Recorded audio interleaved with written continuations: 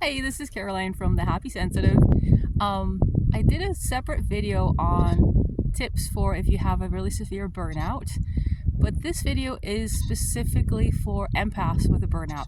Everything else I said in the other video also applies, but for empaths, there are some additional tips that are really important.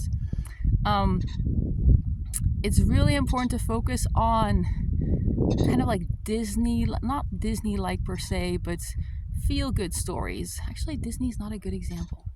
Feel good stories. Feel good stories, feel good movies, movies with a good ending, with a positive ending, with a happy ending. You need positive stories. And you need to read positive stories. So, no scary news stuff. Um, no like scary like this is what's really going on in the world stuff. Just avoid all of that, leave it all alone. You don't have the brain capacity for that right now. You need soothing stories that the world is a good place, that there are good people out there, that things can turn out well. That's what you need. And so you also need to shut down any conversations where people are trying to dump their trauma on you, or they're trying to complain about their life, or they have all this grief or anger or something. um, I know it's really hard in the beginning to shut that down, especially when you're used to being the listener and being the supportive one, or people just expect you to just hear them out. But you have to learn to cut off those conversations. There's various ways to do that. The easiest way is just to come up with an excuse and be like, say something like, oh my God, that sounds so horrible and I'm so sorry to hear that, but I really have to go. I have to run this errand now.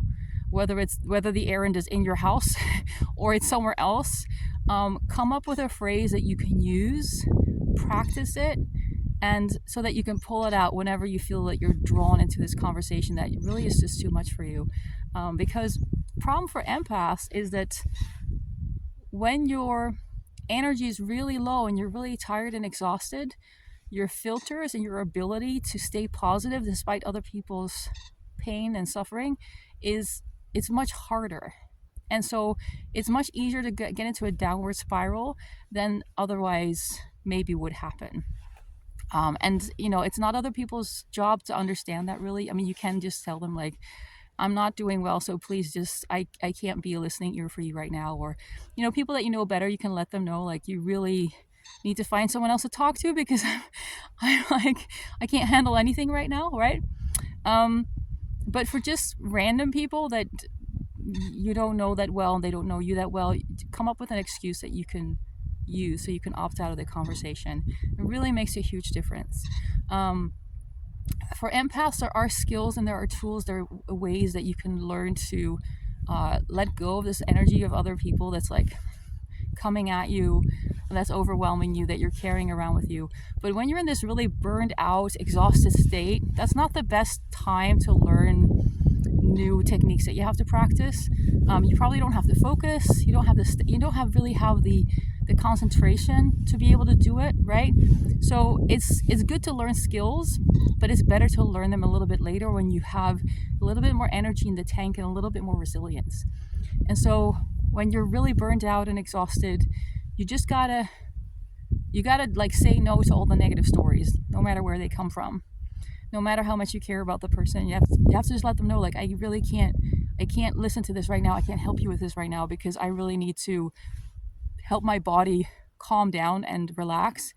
And I can't relax if I'm, listening to painful experiences from others, obviously. I mean, hopefully people close to you understand that.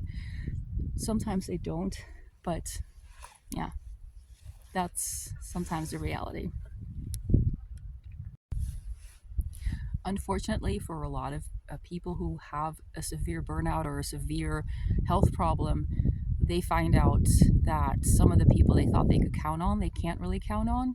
And so this can be really painful and a really disappointing time.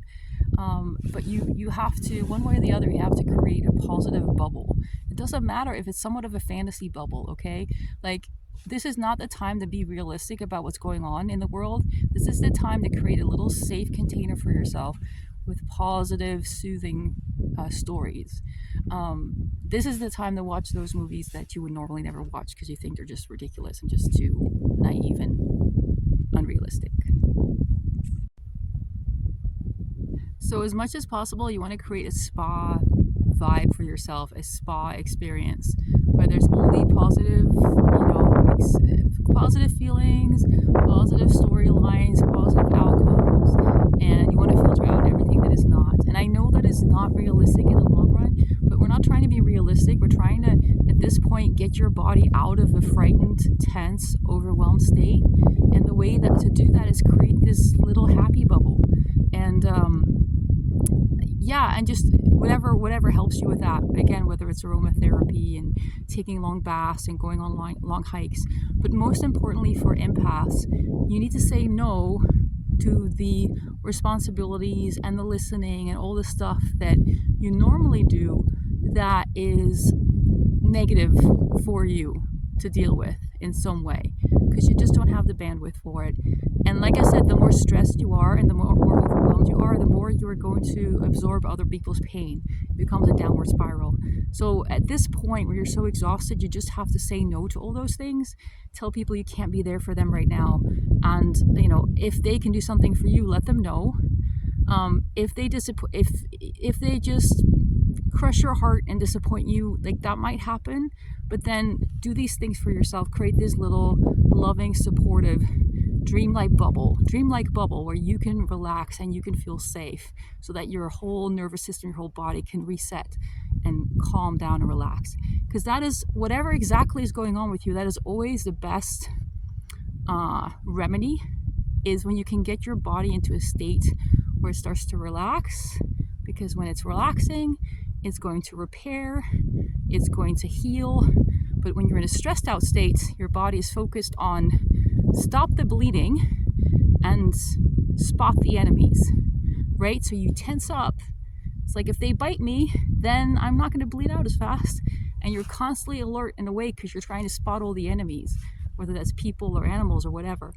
And that takes away the ability, kind of pauses the ability of the body to heal and recharge and repair. Because in the bigger scheme of things, if you're about to be shredded to pieces by a tiger, it doesn't really matter whether you have chronic inflammation or not, But if there's no real tigers, but your mind believes there's tigers, and it's stopping you from actually healing and repairing, then the chronic inflammation or whatever else you've got going on is going to become a problem, and it can't go away because you're in this fight or flight state. So this is why you want to create this very unrealistic fantasy bubble of only nice things, so that you need to overdo it, right? Like you would do for a little child, and to the point where you find yourself relaxing again and believing in good things and believing good things can happen and seeing the positive things out in the world, and kind of being able to breathe again, being able to sleep again without worrying and without stressing out. Oops, I'm letting my phone drop down. Okay, sorry about that. I'm trying something new here to do these videos outside.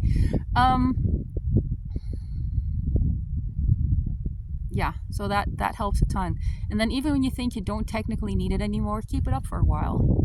Just read positive stories, watch positive music, listen to positive music, watch positive movies, all the things. And when people try to trauma dump or try to complain, please let them know, I'm sorry, I can't be there for you now. I need positive, uplifting things because my body is completely freaked out. Because that's kind of what happens when you're in a burned out state. Okay, I hope this was helpful for you. Know that the state is temporary, and the more rigorous and mama bear you get about defending your space and your rest and your relaxation, the quicker you're going to be able to get out of this phase. But it is a necessary phase, and kind of look at it as you're building new skills.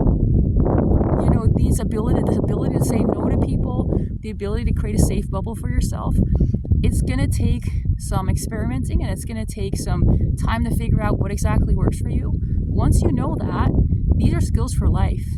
You never know when you'll need them, but the next time this happens, you've got everything ready. This is what I need to do, this is how I need to do it, I know this works for me, bam. So you're building your emergency survival toolkit now, And the more seriously you take that, and the more you actually see this as an important learning phase and a necessary and helpful learning phase, I wouldn't say easier, because it's not easy either way, but the easier it's going to be to get through this phase of burnout. All right, I hope this was helpful. Thanks for listening. Take care.